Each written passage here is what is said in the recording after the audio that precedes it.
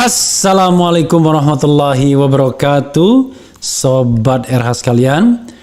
Jumpa lagi kita di channel yang keren ini. Keren cadas ya. Jadi Sobat RH sekalian, ini bukan Sikok Bagi Duo. Rupanya baru tahu saya ada lagu Sikok Bagi Duo ya. Lagu dari Palembang. My hometown city ya. My hometown. Jadi nggak ada city-nya lagi. Oke, Sobat RH sekalian. Oke, Sikok Bagi Duo. Tapi ini bukan Sikok Bagi Duo, tetapi ini adalah ternyata Ferdy Sambo menjabat duo. Jadi Ferdy Sambo menjabat dua jabatan, yaitu sebagai Kadif Propam dan masih jabat sebagai Kepala Satgas Khusus ya, Amnesty International nonaktifkan juga. Jadi bukan Sikok Bagi Duo nih, duo untuk uang Sikok. Oke, kita bacakan Sobat RH sekalian. Penonaktifan Kadif Propam Polri Irjen Polisi Ferdy Sambo dinilai penting dalam pengusutan hukum tewasnya Brigadir J. Hal tersebut diungkap Direktur Eksekutif Amnesty International Indonesia Usman Hamid ya. Ini sebagaimana dilansir oleh OK News atau nationalokezone.com. Oke. Penonaktifan jabatan Kadif Propam sangat penting dilakukan untuk pengawasan internal dan akuntabilitas Polri, ujar Usman dalam konferensi pers di kantor ICW Jakarta Selatan Kamis 28 Juli. Namun kata Usman, Ferdy Sambo masih mempunyai jabatan lain di kepolisian, yaitu sebagai Kepala Satuan Tugas Khusus. Usman pun mempertanyakan status dan menilai Ferdy harus dinonaktifkan juga dari jabatan tersebut. Kami pertanyakan posisi Ferdy Sambo apakah sudah dinonaktifkan dari jabatan Kepala Satuan Satgas Khusus atau belum. Apakah penonaktifan dirinya sebagai Kadif Propam juga diikuti penonaktifan dirinya dari jabatan Kepala Satgas Khusus, ucapnya. Usman menilai jika Ferdy belum dinonaktifkan dari jabatan tersebut maka akan mempengaruhi proses pengusutan kasus baku tembak antara Brigadir Nofriansyah Yosua Huta Barat dan Barada E. Namun, Kadif Propam masih dicatat Kepala Satsus yang dibentuk Kapolri, yang di dalamnya ada polisi yang bertugas mengusut kematian Brigadir J. Dengan kata lain, ada potensi konflik kepentingan dari posisi Ferdy Sambo yang jika benar masih menjabat, ucapnya. Ini harus dijawab oleh Kapolri ya, apakah masih menjabat atau tidak. Ferdy Sambo ya. Perbaikan di sektor ini sangat penting, termasuk kedepannya apabila kepolisian ini menjadi lembaga publik, lembaga independen menjaga keseimbangan pemerintah, maka ini harus memberi jarak pada potensi konflik kepentingan yang bisa cederai reformasi kepolisian, sambungnya. Usman menjelaskan bahwa jabatan tersebut tercantum dalam surat perintah Sprint 1583/7/Huk 66/2022. Surat perintah tersebut berlaku mulai 1 Juli 2022 hingga 31 Desember 2022. Sprint ini tidak diketahui publik selama ini karena mungkin kurangnya transparansi di dalam pembentukan satgas-satgas khusus dalam kepolisian. Karena ini saya kira ini waktunya untuk benar-benar berbenah reformasi kepolisian, ucapnya. Ya, Sobat RH sekalian, ternyata masih ada jabatan lain ya Ferdy Sambo, yaitu Kepala Satuan Khusus, Kepala Satuan Tugas Khusus ya, Satgasus. Jadi harus dinonaktifkan juga karena di Satgasus itu justru ada polisi yang melakukan penyidikan terhadap kasus ini menurut Amnesty International kalau saya tidak salah kutip tadi ya. Dan ini penting sesungguhnya untuk menjaga tadi trust, kepercayaan masyarakat terhadap proses yang dilakukan oleh pihak kepolisian. Penonaktifan Ferdy Sambo tujuannya adalah agar tidak ada ewu pakewuh dalam proses nanti penyelidikan atau penyidikan kasus ini.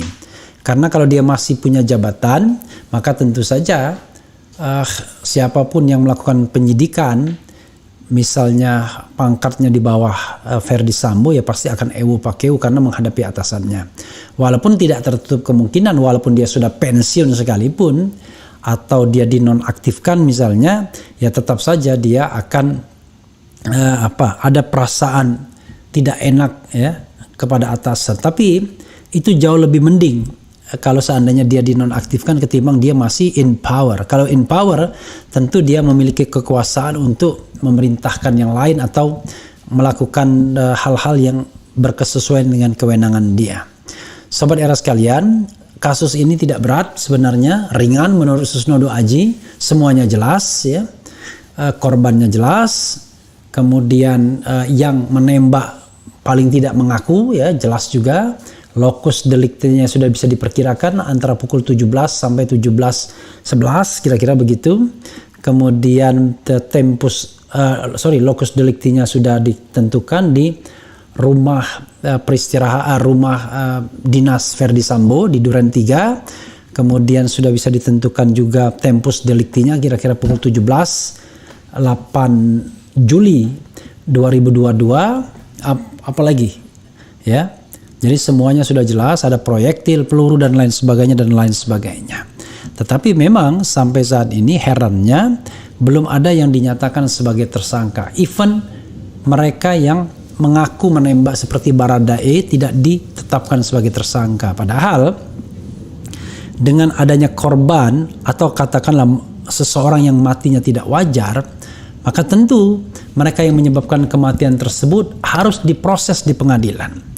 Perkara nanti kemudian penembakannya atau penghilangannya nyawanya itu bisa justified, itu biarlah pengadilan yang menentukan, bukan proses penyelidikan dan penyidikan. Karena proses penyelidikan dan penyidikan bukanlah institusi yang seharusnya berhak untuk memberikan keadilan.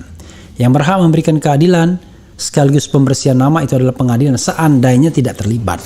Tapi dalam kasus Baradae ini, sobat era sekalian, seperti sudah saya katakan tadi ya, dia harusnya tetap terlibat entah sebagai pelaku penembakan atau pihak lain yang barangkali terlibat dalam tindak pidana lain seperti obstruction of justice atau memberikan keterangan palsu atau berbohong dan lain sebagainya. Nah, kembali kepada Verdi Sambo tadi ya, kita tidak tahu apakah dengan penonaktifan sebagai Kadif Propam ini juga ex officio. Jadi jangan lupa jabatan itu ada yang ex officio karena jabatan satunya sehingga dia merangkap jabatan yang satunya lagi, atau memang itu adalah jabatan yang terpisah dengan kewenangan yang memang diberikan masing-masing, hak dan kewajiban masing-masing, sehingga lepasnya satu jabatan tidak akan berpengaruh terhadap jabatan yang lainnya karena tidak ex officio tersebut. Nah, perlu penjelasan dari Mabes Polri mengenai status Verdi Sambo ini agar jangan sampai kemudian publik menilai penonaktifan tersebut ternyata tidak kafah ya.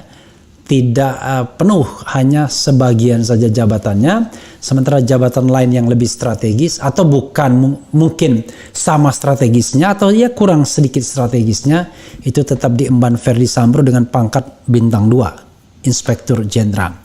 Sobat era sekalian, itu saja ya yang dapat kita tarik ya dari kejadian-kejadian yang terkait dengan kasus Brigadir J ini.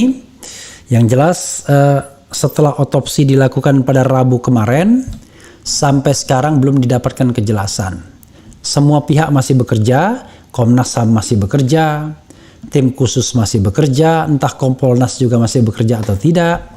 Yang jelas belum ada sebuah informasi yang precise dan solid, termasuk juga bagaimana arah dari kasus ini ke depan. Apakah tersangkanya hanya akan perwira pangkat-pangkat rendah saja ataukah juga termasuk orang-orang dengan pangkat tinggi? Sekali lagi, kita tidak bisa mengatakan si A, si B, si C pasti bersalah karena azas praduga tak bersalah, tapi proses hukum harus kita terus ikuti agar benar-benar berupaya menegakkan keadilan ya. Ya, sahabat era sekalian, itu saja dari saya, dan kita akan terus uber yang lainnya ya. Wassalamualaikum warahmatullahi wabarakatuh. Ciao.